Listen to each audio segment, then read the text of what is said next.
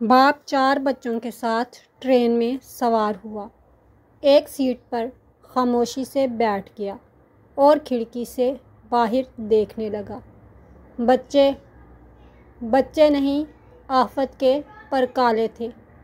उन्होंने ट्रेन चलते ही आसमान सर पर उठा लिया। कोई ऊपर की सीटों पर चढ़ रहा है तो किसी ने मुसाफिरों का सामान छेड़ना शुरू कर दिया।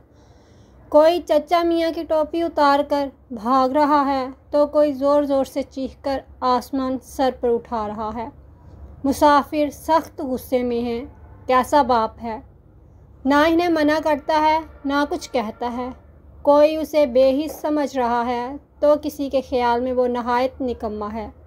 बिलाखिर जब बर्दाश्त की हद हो गई तो एक साहब गुस्से से उठकर बाप के पास पहुँचे और धाड़ कर बोले, आपके बच्चे हैं या मुसीबत?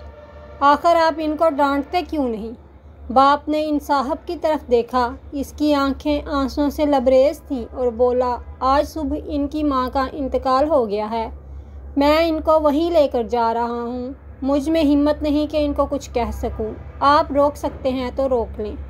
सारे मुसाफिर एकदम सन्नाटे में आ गए। एक ही लम्हे में मंजर बदल चुका था। वो शरारती बच्चे सबको प्यारे लगने लगे थे। सब आप दीदा थे। सब इन्हें प्यार कर रहे थे, अपने साथ चिमटा रहे थे।